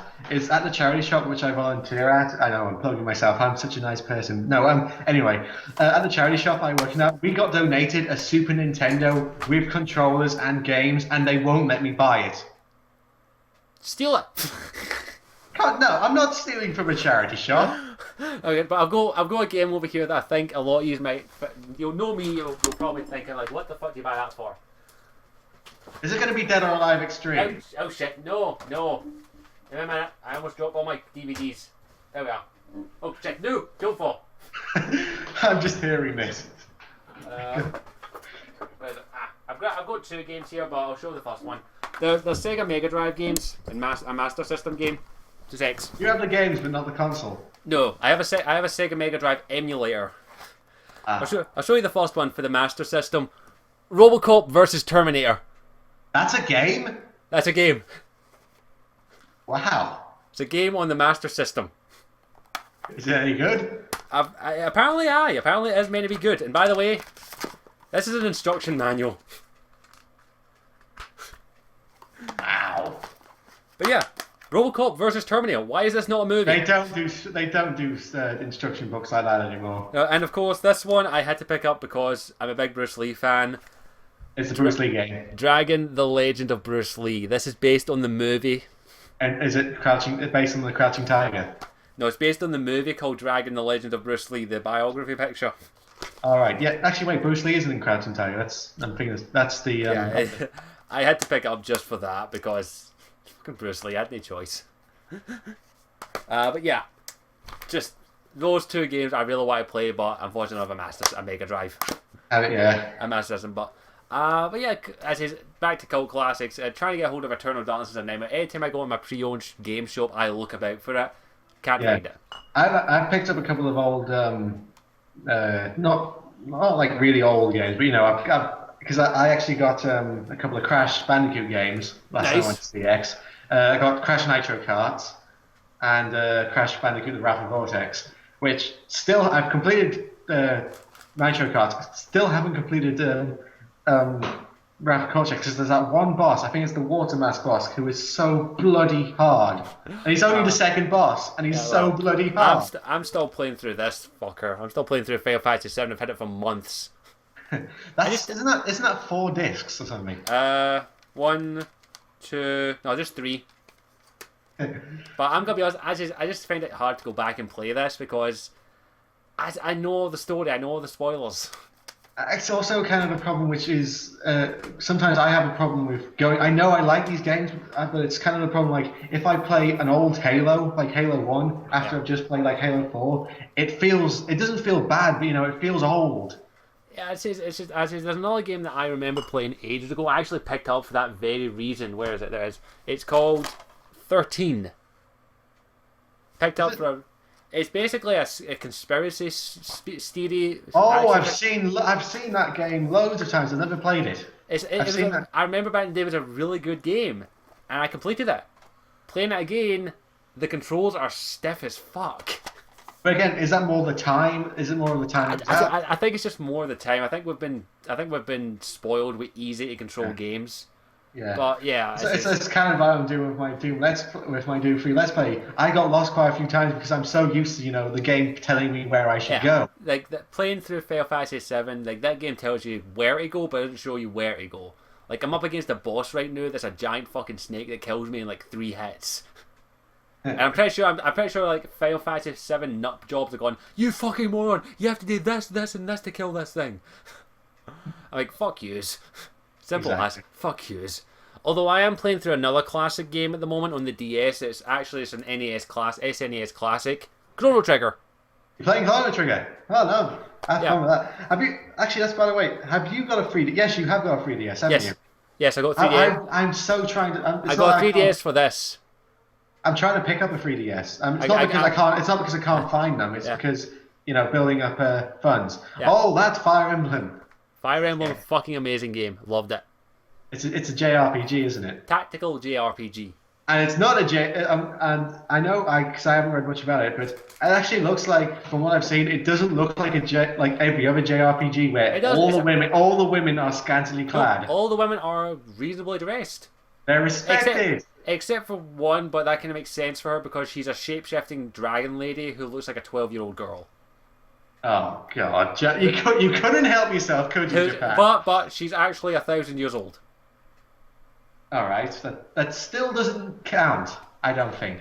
Well, she's not like revealing clothes. She looks no. decent, but I'd say there are more worse games. I mean, was it Final Fantasy X? And have you played Bayonetta? Bayonetta is a good game. It's a great game, but good God, the frat boy stuff in it. You're basically going, really. Yeah, I was basically don't get me started on Final Fantasy X too. Okay, so that's 10, not 10-2. 10-2 is the what can I do for you? I can do a better acting laugh than that. Yeah, okay, so we've got one last question, then we'll round things up. E3 is coming, and this is from... I'm calling you Equal, but I know you told me how to pronounce your name, but fuck it. E3 is coming up. Something special hope to be announced. Is there anything you want to see announced, basically?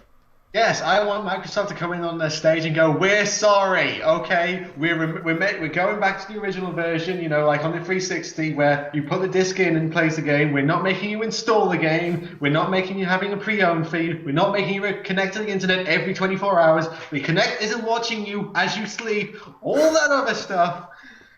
Oh God, I am so mad. The thing is, though, Xbox. my Xbox is going to be in my bedroom.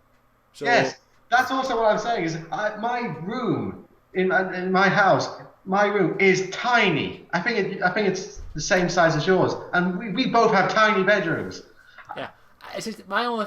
I'm going to be honest. Unless there are some really awesome exclusives, I'm not getting any of the next gen consoles. I'm just going to spend all my money to update my PC, be a gaming rig. I'm probably gonna get a PS4 because it looks more like a gaming console, and yes, people are saying, yeah, like he says, they're putting 1 billion. Xbox are putting 1 billion into their investment in gaming, which yeah, that's great. But the games might be great, but the morally stuff, the Yeah. system stuff, I cannot forgive. Yeah, I cannot forgive it. And honestly, unless they come out and say, like, I'm very much against paying for pre owned games once you played them, I'm very much against that. I see why they're doing it, and I see why some people might want to do it. But here's my counter argument to it.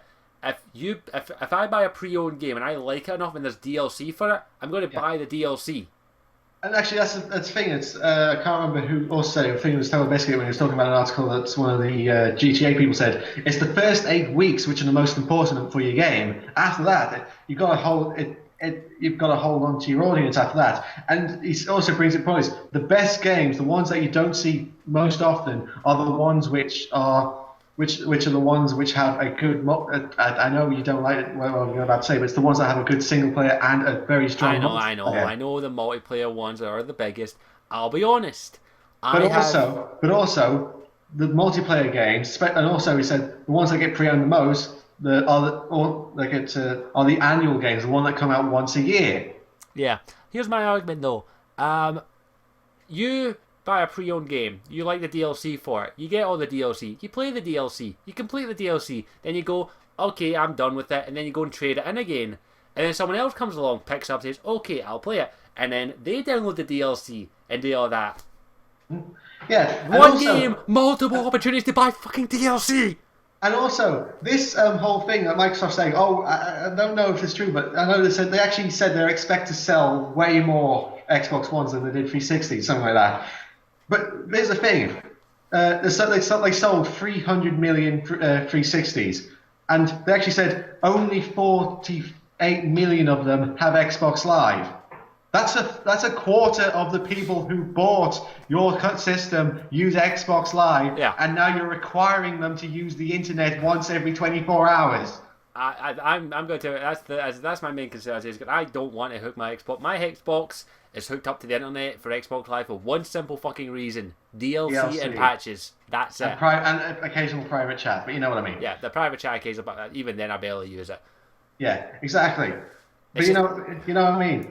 I don't want to. I also don't want I don't want my Connect watching me. I'm just gonna stick a bit of paper in front of it. Or actually, do you know that? You know what? Fuck Do it. you know If that Microsoft other, want to spy on me, I'm gonna get. They don't know this. You don't know this. My gaming ritual is I play butt ass naked. They can see me naked. God, I'm so glad you don't do a face cam when you do Let's Plays. That's the exact reason why. Someone asked me my gaming ritual. I play naked. So Microsoft, if you want to see this naked, you got it. I was gonna say if I come. Well, I am. No, I definitely am coming down in September. I'm not. I'm definitely planning. But you're saying to go because I want to go to the MC. Yeah, MC. I still need to, I have no money to buy my ticket at the moment, so I'm gonna buy it probably when I get paid. Yeah, saying I'll if you can't, I'll help you out. Yeah, I did have to. And plus, I'm working on a cosplay, so Exactly. Actually, that's what I was going to ask after this. But I want to work on a cosplay. But anyway, saying I was going to say if we do, if I just, we do like a collab video at your house or like in a hotel room. We're not doing a let's play because I don't want to be playing next to a butt ass naked Scottish. I'll put a towel down. That'll be. Oh. No, we'll do something when you come up. Don't worry. But so we've said everything I think about Xbox And because actually, I got one other thing. You know how they're releasing it basically at the same time the PS4 comes out. yeah, Saying that I think is going to harm Microsoft more than it is because one, they have the same problem when they released the 360? They tried to release it before the PS4 and it wasn't finished. yeah. So yeah, I guess the only reason the Xbox was successful was because yes, it had some great games on it, but at the same time it was released before the PS4 3, sorry. Yeah. And yeah, and it was cheaper. And it was cheaper. And if this Connect you need the Connect to work to put the Xbox One, it's going to be more expensive than the PS. I think an Amazon page set the price is like £600. Which is it's not going to be that. Because it's probably going to go down like that, but it's going to be. I think it's because it used to be Nintendo, Microsoft, then PS, and Sony. Yeah. Now I think it's going to be Nintendo, Sony, and Microsoft because because actually on the Amazon listing when the PS4 came up, it was exactly the same price. So I know it's not that's basically the speculation. As it's at the moment, none of the consoles appeal me except for the PS4. But if I can afford it at the time, and hopefully I have some kind That's of also the money, thing. gaming rig. That's also the thing. I'm not a person who buys the console as soon as it comes out. Yeah, same here. I wait about a year to see, like, after a year saying, oh, let's see, they've got a good steady stream of games, and they've got. As long as if there are good launch titles, like Yeah. someone's mentioned Dragon Age 3 there. If Dragon Age 3 is a launch title for the It has been popped up for Xbox One. Yeah, so if it is a launch title, then that's a bloody good ass launch title. But I'll tell you this right now: if it's not going to be it's not going to be an exclusive. It's not an exclusive. If Dragon Age 3 comes out as an exclusive for Xbox 360, piss off everyone. Fuck that game. Yes. If you thought the Mass Effect 3 ending pissed off people, making it an exclusive would piss off way more. Like, I'm playing through Dragon Age Origins and Dragon Age 2 on my PC right now just so I can get ready for Dragon Age 3. And also, how much do you want to bet also Dragon Age 3 will come out for the PS3 and Xbox 360? I'm willing to put money on that. More than likely, I'm thinking, because like if you want to import your save. Yeah. Exactly. Like what's it? Isn't it Microsoft said they're going to support the 360 for 5 years? I doubt they are, but you know. I highly doubt that. Look at the fucking PS2. They only recently stopped making those things. That's because it's still the best-selling console of all time, isn't it? Yeah, I've got mine right here. Even the Wii couldn't touch it. Yeah, well, let's not talk about. Well, actually, no. The DS did outsell it, but that's more of a handheld. Yeah, DS. My DS is so fucked. I mean, it's falling apart. But yeah. Yeah, I got a 3DS just for the fact for Fire Emblem, and then I got Chrono Trigger. Yeah. Is there any more questions? Because we're going to wrap up things quickly. So, if there's one more question, go ahead and ask it. It could be real about anything, and then this will be the last question. We actually didn't ask this question. We didn't ask if there was any games that we were looking forward to. Oh, any games? Dragon Age 3 is my only one I'm really looking forward to. Yeah, that's probably going to be announced. I mean, BioWare have already said. I think it was some BioWare company said yes, we're doing it. You know, this is E3 is probably when they're going to come out with either the gameplay trailer or something like that. Which also something I want to point out. When you say you're going to put a gameplay trailer, don't. This is what they did with the Xbox One reveal. Apart from Call of Duty Ghost, all the trailers look like CG cinematic trailers, not gameplay trailers. Yep. So show us some gameplay. Yeah, that's what we actually want in-game gameplay. Yeah, that's what we want. We don't want anything else. But I bitched and moaned about the Xbox conference all I want. So. Yes. And actually, they have said we are not going to mention a single thing about the TV at the E3 conference, which at least you learned one thing from that press conference and everything else that's come from it. But yeah. Also, other games, there's probably going to be Halo 5 announced. Probably, and I won't be getting that. Yeah, Halo 5 is probably going to be Xbox One launch title as well. More than likely.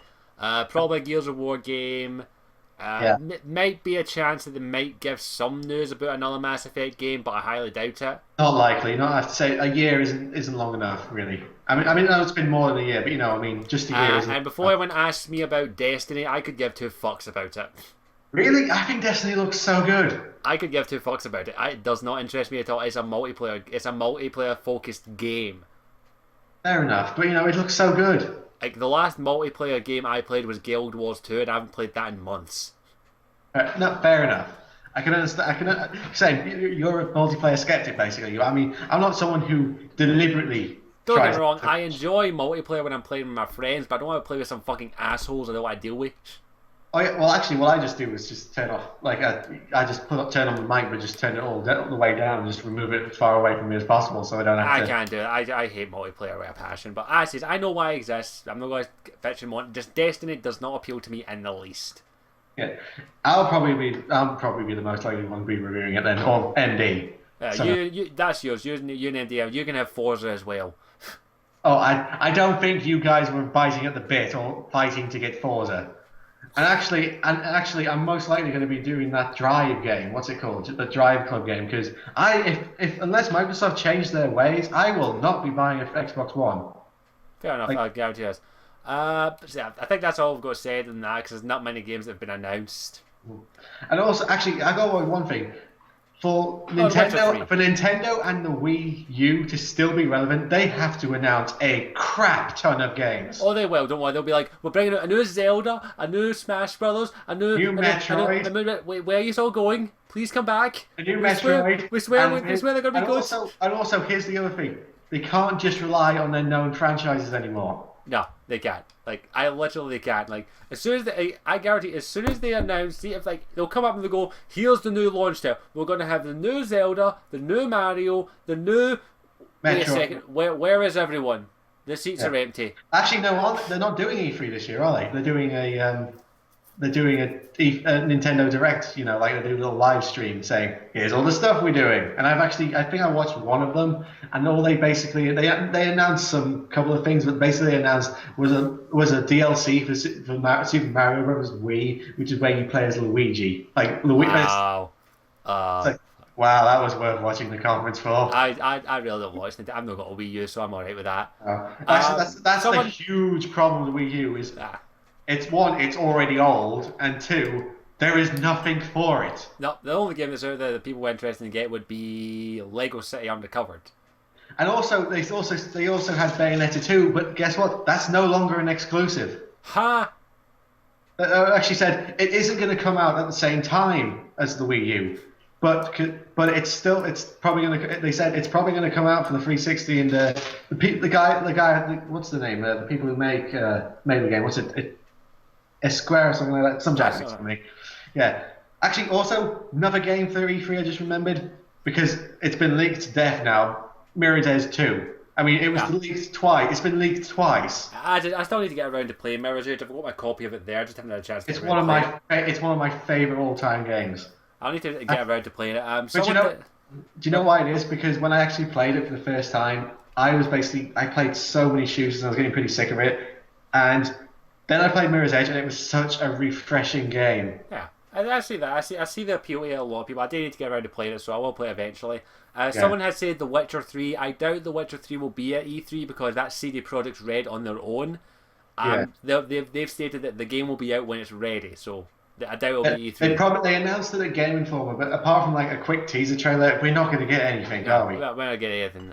So, is there any more questions, or do we just may as well wrap up things here? So, see, if you've got one or two more questions, we'll take probably one more. So, any question at all, go ahead. Well done, Scottish. You hurt yourself. Yeah, just cracked my knuckle a little bit. So, we'll see. We'll take about one more question. Actually, wait, I've got one thing I have to do. Quick thank you, everyone, for helping me reach 600 subscribers. I'm catching you up, Scottish.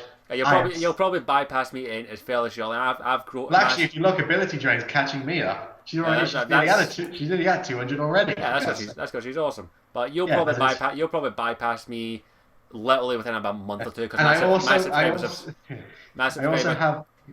also know what I'm going to be doing for my 600 video. You know when you did the cinnamon challenge, when you did 600, was it 700? I think it was 600, 700 maybe. But I went to a fair, like a village fair, the other day, and I picked up a bottle of hot sauce, which is in the Guinness Book of Records. It's made with the 2 hottest chilies in the world. Good luck. And I'm going to be trying a teaspoon of it. Chug it. I was actually planning on doing our field thing. I still might do it. I'm not going to chug it, but I was thinking if we do another, a podcast with MD and Ability hopefully next weekend. But I said we can't guarantee these things. Unfortunately, a little update on that. If we can't do it before the 25th, unfortunately, we won't be able to do it visual because I can't afford to pay Skype anymore. All right, okay. Well, if you need help, I can help you out. But anyway, yeah. Anyway, I was thinking of doing it live there, and you guys can laugh at me. But don't do it there because we still need you to be alive. Yeah. Okay. No, honestly, I tried it when I was at the fair. I was like, "Oh, it's not that bad," and I nearly passed out. That could be funny. But yeah, congratulations, Alison. I wish you the best of luck. And also, you'll probably bypass me quickly because my subscriber growth has gone to a crawl lately, and I'm not too bothered about that. It has picked up though, actually. It was for months you were stuck on. So I think for 2 months you were stuck on 140, but now you're at 750.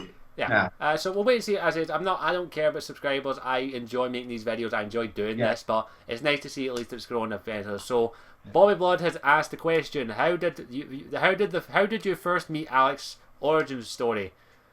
I can answer this one. Yeah, you go ahead. It was actually I first watched one of Scottish's videos. It was when he was doing, and it was the Mass Effect 3 auditions. Remember? Yeah. And you were saying, I want people to do a video response as as one of the characters, and I think I did Morden, Garrus, and Rex. Grunt. Grunt. And I sent that to you. That was the first thing I did. Then I got in contact with you about doing like fan art with you and MD. That's how I got in touch with MD, and that's when I found out that you and MD were mates. Yeah. And then I think we did another video. The Riddler. No. We did a crossover thing, didn't we? Where you were doing the versus videos, wasn't it? Yeah, we done the Godzilla versus King Kong. Yes, that. And then after that, I think it was me. I asked you and MD if you wanted to do a best games of 2010 or 11, wasn't it? Yeah, I think so. And that's how we met. Yeah, that's basically it. There's nothing magical. It's just like he basically. If you want to do a fanfic origin story, yeah, go ahead. We can do. There was a war in the foreign distant land where three people who never met each other were fighting the evil empire of E3. I mean EA. EA or E3 at the same time, but yeah, that's basically like he messaged me, and the rest, as they say, is history. Yeah, and haven't looked back. Yeah, so far I haven't looked back, and hopefully we won't. Yeah, no, well, I mean, there's only one thing I've looked back on, and I don't want to talk about it, but it's with someone who's no longer doing videos with us. But never mind with that. But yeah, I think that's about it. So thank you for everyone who joined us. Actually, someone's just quickly said that Soul Calibur thing. I'm guessing you're a person who watched when I did that Soul Calibur tournament. I remember that you did that. I was saying I am doing the Soul Calibur tournament, the year 2 of it next month. I'm just making the new characters. Okay, right. So and I'm also updating the others. But yeah. Okay, so I think that's all I've got today. Well, spoiler cast and whatever the hell else we talked about. But thank you for everyone who joined us. Hope you enjoyed it. It will be going up on the channel probably by tonight, depending on how long it takes to upload. But thank you all for watching. I hope you enjoyed it. Thank you again. Hopefully you can do these. You're saying it's a new idea that you say you could do it with. It doesn't just have to be me and you. I love doing live streams. I love doing live streams, but I hate doing them by myself. Exactly. You can.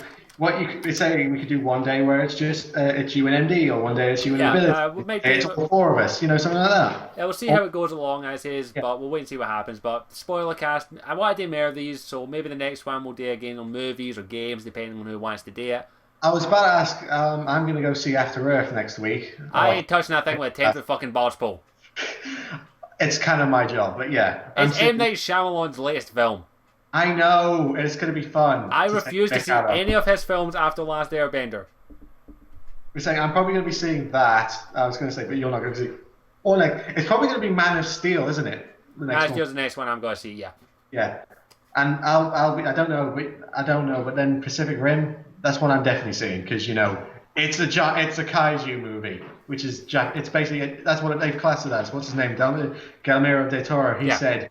It's a Japanese monster movie. He wanted to make one. He wanted to make a Godzilla movie. Didn't get the job, so he went, "Okay, I'm making this." There you go, sorted. Yeah, so probably Man of Steel will be the next one. I might do a spoiler cast on, and I might try and see if I can do that with MD and you, or just MD, depending on who can do it with, or hopefully everyone. Hopefully, but all comes down to circumstances and if we can do it. That's actually something. No, that's something because I know MD. I would ask her this, but. What does she have an opinion on how Superman's costume? Because I know he doesn't have the red shorts anymore. She has a bit of an opinion on that, but as I don't like to divulge that. Save it. Let her say what it is, but yeah. So next one will probably be Man of Steel because that's the next film I'm going to go and see. And then after that, I don't know. Maybe it'll be a game, maybe a book. I don't know. We'll see what happens, but. Yeah. But this was fun. Hopefully we get day one again soon, and hopefully if everything goes well, we'll be able to make these things a bit more regular. So. Thank you for everyone who joined. Thank you for Alice for being part of this. You're been fun. Yeah. So I think that's about it. So thank you for watching. Hope you enjoyed this. As always, I'm Scottish Warrior 82. He's and I'm Alexthehunted. And I'll see you all later. Ciao for now. Mwah.